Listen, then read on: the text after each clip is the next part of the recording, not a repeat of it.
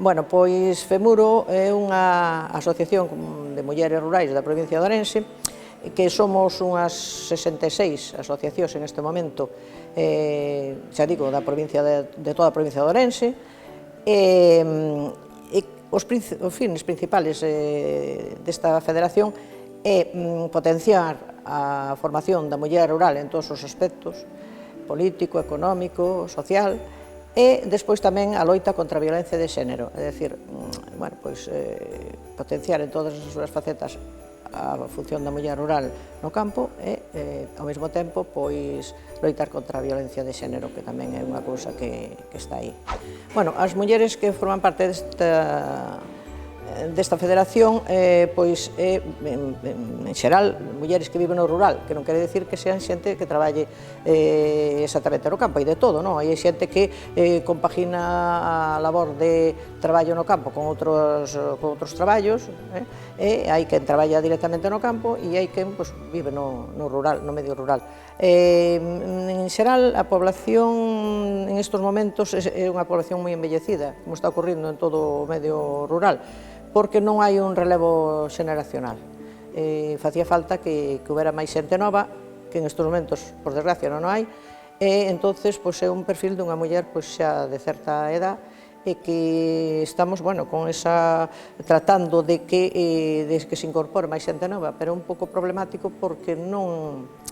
hai xente que queira, en estes momentos, que aposte por vivir no rural, por unha serie de cuestións que existen, non? Por temas de infraestructura, de que non se vive exactamente igual, inda que a vida no medio rural é mellor que na vida urbana, pero faltan infraestructuras, a sanidade pois tampouco chega a todos os sitios, sobre todo as persoas maiores e dependientes, a educación pois tamén falla porque, bueno, aparte de que hai poucos nenos, pois trasladáronse ás escolas unitarias que había antes, ora xa non, a maioría dos sitios non funcionan,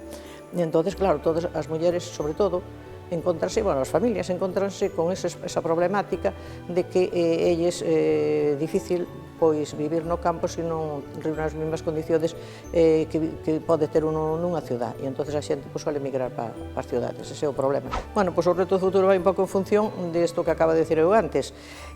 Primeiro, que as autoridades teñen que tomar conciencia de que a vida no campo non existe se non está a muller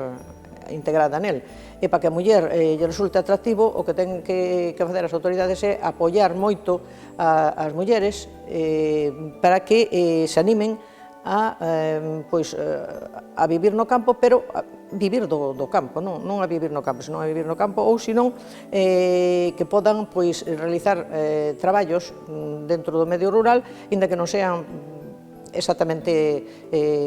rurales, non, do campo, porque había que potenciar, por exemplo, un internet de calidade para que a xente pudera mellor realizar un teletraballo, podera vivir ao mesmo tempo no campo, pero realizar un traballo a distancia. En fin, hai unha serie de cuestións que non dependen da muller, dependen de que os poderes políticos poñan empeño en que a xente encontre atractivo volver ao medio rural, e entón o futuro, en ese caso, en estes momentos é un pouco incierto. O ideal sería que se fixera todo isto e que as mulleres resultara atractivo ir a vivir po campo, porque as condicións, digamos, ambientales e de todo tipo son moito mellores vivir no campo que vivir nunha ciudad. Hai menos polución, os nenos teñen máis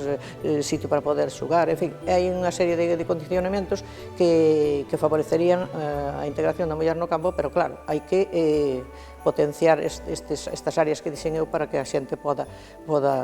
vivir ali e podamos, que desaparezca esta España vaciada e que, bueno,